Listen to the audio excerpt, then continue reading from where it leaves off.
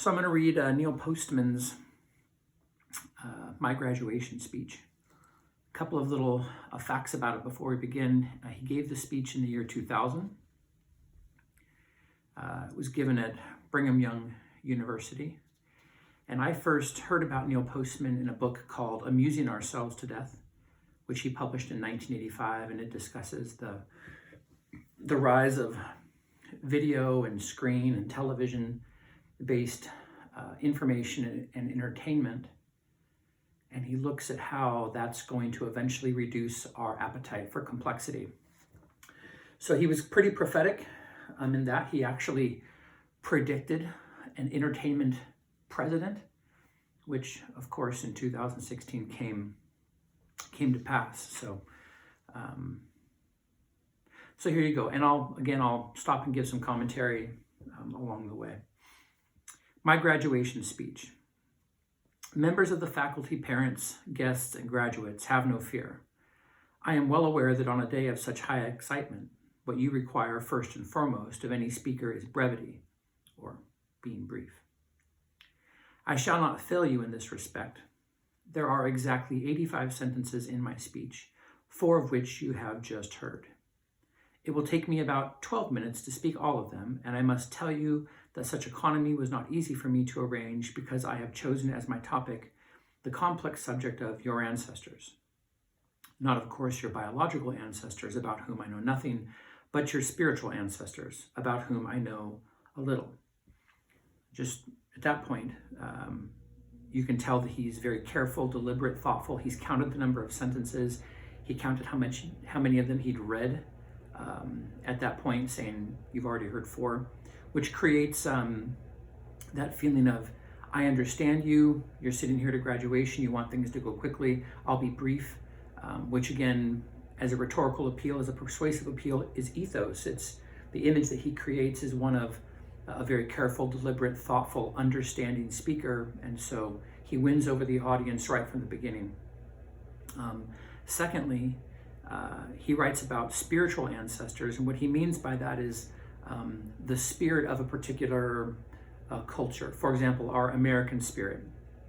I put in a couple of documents on Google Classroom to kind of illustrate what I mean. One of them is what I sometimes call the rugged individualism. It's a spirit of America. This is the way that we are.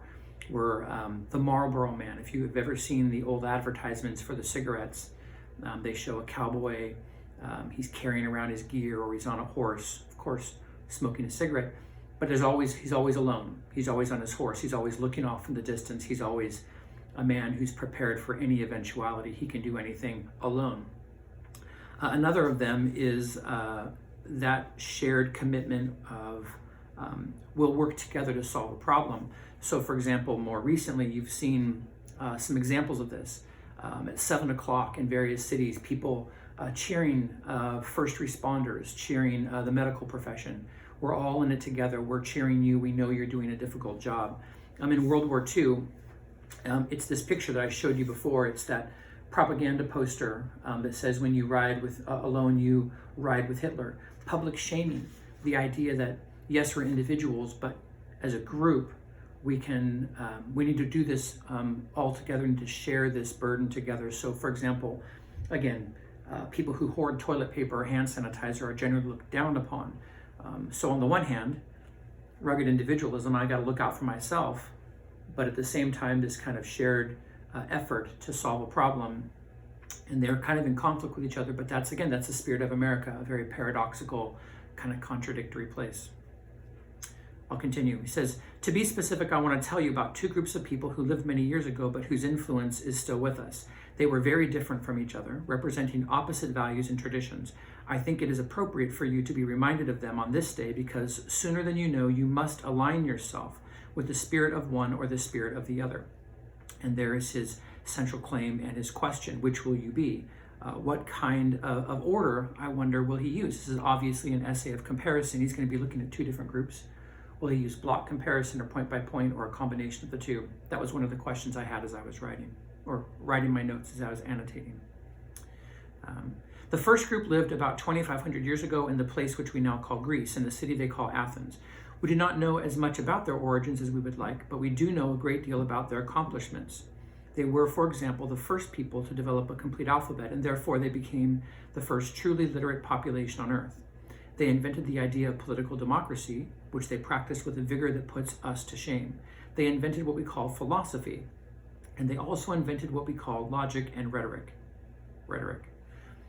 They came very close to inventing what we call science, and one of them, Democritus by name, conceived of the atomic theory of matter 2,300 years before it occurred to any modern scientist. They composed and sang epic poems of unsurpassed beauty and insight, and they wrote and performed plays that almost 3 millennia later still have the power to make audiences laugh and weep. They invented what today we call the Olympics, and among their values none stood higher than that in all things one should strive for excellence. They believed in reason, they believed in beauty, they believed in moderation, and they invented the word and the idea which we know today as ecology. One thing I noticed there was that rhetorical device, the parallel structure that we talked about when we did our aphorisms. They believed in reason, they believed in beauty, they believed in moderation. That's a very comforting kind of again, you can trust me kind of rhetorical device. It tells the reader, I know what I'm doing. Look at how I can handle language. Look at how I put together my sentences. They're almost poetic. About 2,000 years ago, the vitality of their culture declined and these people began to disappear, but not what they had created. Their imagination, art, politics, literature, and language spread all over the world, so that today it is hardly possible to speak on any subject without repeating what some Athenians said on the matter 2,500 years ago. The second group of people lived in the place we now call Germany and flourished about 1,700 years ago. We call them the Visigoths, and you may remember that your 6th or 7th grade teacher mentioned them. They were spectacularly good horsemen, which is about the only pleasant thing history can say of them. They were marauders, ruthless and brutal. Their language lacked subtlety and depth. Their art was crude and even grotesque. They swept down through Europe, destroying everything in their path, and they overran the Roman Empire. There was nothing a Visigoth liked better than to burn a book, desecrate a building, or smash a work of art. From the Visigoths, we have no poetry, no theater, no logic, no science, no humane politics. A couple of points. Number one, we know that the history of the Visigoths was written by the Romans, and as you can see, quote, they overran the Roman Empire, end quote, the Roman historians would have been biased. And so while the Visigoths didn't leave behind much of a historical record, the history we do have is not very trustworthy. We don't really know for sure because, again, the Romans wrote the Visigoths' story. You might have also noticed there at the end of that paragraph, we have no poetry, no theater, no logic. Again, parallel structure at the end of the paragraph, very similar to the parallel structure at the end of the paragraph before. And again, there's an example of block comparison. One block introducing us to the Athenians, one block introducing us to the Visigoths. Next paragraph. Now the point I want to make is that the Athenians and the Visigoths still survive, and they do so through us and the ways in which we conduct our lives. So there we go, back to the first paragraph. This is the key claim. That's the central question. What kind of a person will you be? All around us, in this hall, in this community, in our city, there are people whose way of looking at the world reflects the way of the Athenians. And there are people whose way is the way of the Visigoths. I do not mean, of course, that our modern-day Athenians roam abstractedly through the streets reciting poetry and philosophy, or that the modern-day Visigoths are killers. I mean that to be an Athenian or a Visigoth is to organize your life around a set of values. An Athenian is an idea, and a Visigoth is an idea. Let me tell you briefly what these ideas consist of. To be an Athenian is to hold knowledge, and especially the quest for knowledge, in high esteem.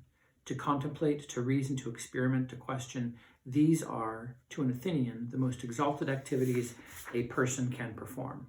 To a Visigoth, the quest for knowledge is useless unless it can help you to earn money or to gain power over other people. To be an Athenian is to cherish language because you believe it to be humankind's most precious gift. In their use of language, Athenians strive for grace, precision, and variety, and they admire those who can achieve such skill. To a Visigoth, one word is as good as another, one sentence indistinguishable from another. A Visigoth's language aspires to nothing higher than the cliché.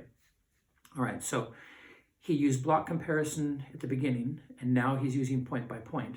The point of the first section there, was the quest for knowledge. This last paragraph, cherishing language. And so again, he's going back and forth between these points of comparison, looking at how the Athenians and Visigoths vary in their values of those things. To be an Athenian is to understand that the thread which holds civilized society together is thin and vulnerable. Therefore, Athenians place great value on tradition, social restraint, and continuity. To an Athenian, bad manners are acts of violence against the social order. The modern Visigoth cares very little about any of this. The Visigoths think of themselves as the center of the universe. Tradition exists for their own convenience. Good manners are an affectation and a burden, and history is merely what is in yesterday's newspaper. To be an Athenian is to take an interest in public affairs and the improvement of public behavior. Indeed, the ancient Athenians had a word for people who did not. The word was idiotes, from which we get the word idiot. A modern Visigoth is interested only in his own affairs and has no sense of the meaning of community. And finally, to be an Athenian is to esteem the discipline, skill, and taste that are required to produce enduring art. Therefore, in approaching a work of art, Athenians prepare their imagination through learning and experience. To a Visigoth, there is no measure of artistic excellence except popularity. What catches the fancy of the multitude is good. No other standard is respected or even acknowledged by the Visigoth. Now, it must be obvious what all of this has to do with you. Eventually, like the rest of us, you must be on one side or the other. You must be an Athenian or a Visigoth. So in terms of like argumentative writing, that's where, as a reader, I kind of stop and say, okay, wait, that's a bit, to use the correct term, that's a bit binary. It's a bit black and white, a bit either or, as if you're either one or the other and nothing in between, as if every Athenian was the one described in his essay so far, in his speech so far, and every Visigoth is exactly like the Visigoth he's described in his speech. But in reality, there is this incredible range of people. There were Athenians who I'm sure were cruel and brutal and cared nothing for politics, and I'm sure there were Visigoths who painted, and Visigoths who aspired to answer, philosophical questions. The fact that they didn't necessarily have their names go down through history doesn't necessarily mean they didn't exist.